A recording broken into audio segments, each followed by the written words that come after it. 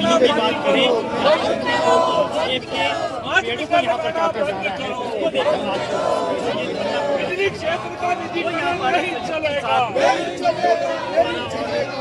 हिमाचल प्रदेश के सैकड़ों किसान बागवान सचिवालय के घेराव को छोटा शिमला पहुँचे हैं। इससे सचिवालय छोटा शिमला के ट्रैफिक पूरी तरह बंद हो गया है। पुलिस ने प्रदर्शनकारियों को रोकने के लिए बैरिकेडिंग कर रखी है। किसान बागवान केंद्र और राज्य सरकार के खिलाफ जोरदार नारेबाजी कर रहे हैं। प्रदेश भर से शिमला पहुंचे प्रदर्शनकारी न्यूजीलैंड के सेब पर इंपोर्ट ड्यूटी घटाने का विरोध और सुप्रीम कोर्ट के आदेशानुसार लैंड लेस किसानों को जमीन देने के लिए सरकार से नीति बनाने की मांग कर रहे हैं। कोई भी गलतफहमी में नहीं रहना चाहिए। हमने तय कर दिया है, हम मंजिल की ओर पहुंचेंगे, चाहे ये सरकार हो या दिल्ली वाले हो। उनको हम दो टुक शब्दों में कहना चाहते हैं, ना एफटीए चलने वाला है और ना वो चलने वाला है जो सुप्रीम कोर्ट का फैसला आया है, जिसने 16 तारीख महीना गुजर गया, कहा है कि आपको हिमाचल प्रदेश के अंदर गरीब को भूमि देनी होगी। लेकिन बड़े दुख से कहना पड़ रहा है, ना ये सरकार ना वो दिल्ली वाले इस देश के अंदर और हिमाचल प्रदेश के अंदर गरीब की परवाह नहीं कर रहे हैं। इसलिए हमारा आंदोलन चलने वाला है और वो वहाँ तक चलेगा जहाँ तक ये चाहते हैं। इसलिए हमारी कमजोरी ना समझे ये कि हम कमजोर है, हम सरकार का पूरा सामान रखते हैं, नहीं तो ये बैरिकेड तोड़ के अभी हम सेक्रेटेरिएट में होने थे।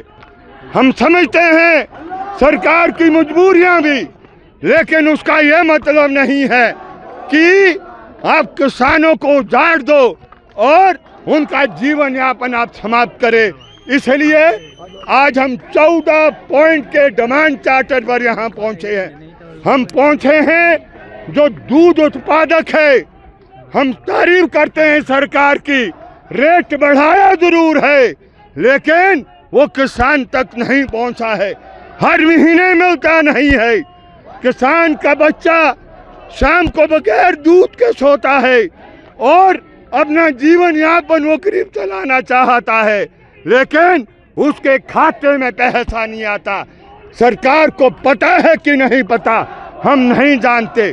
सतलुज जल विद्युत निगम दूसरा लुटेरा है हिमाचल प्रदेश के अंदर, उसने हमारे बुरे हाल कर दिए। किसान के दरारें आ गई है, धूल से 5 साल फसल नहीं मिली, भूखा रहना पड़ा किसान को और आज मुकर गए हैं, मुआवजा देने से मुकर गए हैं। हमें सरकार से पूछने आए हैं कि ऐसा सतलुज जल विद्युत निगम हम उखाड़ के फेंकना जानते हैं, लेकिन संरक्षण तुम दे रहे हो उनको। इसलिए बहुत से मसलों को लेकर आज आए हैं। इनको भी कहना चाहते हैं ये स्मार्ट मीटर बंद करो, उसका बिल जो आ जा रहा है आम किसान नहीं दे सकता। HPMC का पैसा जो किसानों को मिलना था वो आप दे नहीं रहे हो। वो दूसरी बात है कि दिल्ली की सरकार जो 1500 करोड़ रुपया प्रति साल MIS के तहत वो बंद कर दिया है। दोषी तुम भी हो और वो दिल्ली वाले भी है। दिल्ली वाले ज़्यादा हो सकते हैं लेकिन दोष तुम्हारा भी है, ऐसा नहीं कि तुम्हारा दोष नहीं है। मनरेगा का ऑपरेशन है जिसको लेकर वो बंद कर दिया है। आज हिमाचल प्रदेश में त्रासदी आई है तो लोगों के खेत बह गए हैं। मनरेगा के तहत लैंड डेवलपमेंट होती थी, खेत को बहाल करने का काम किया जाता था, लेकिन दिल्ली वालों ने बंद कर दिया है। और हिमाचल प्रदेश की सबसे ज़्यादा कुर्बानी है, हमने जो कुर्बानी इस देश के लिए दी है, लेकिन दिल्ली वाले समझते हैं हम बेटू है। बेटू नहीं है, हम लड़ना जानते हैं, आखिरी सांस तक लड़ेंगे। अगर ये भी लड़ाई चाहते हैं इनके खिलाफ भी करेंगे और दिल्ली वालों के खिलाफ करेंगे।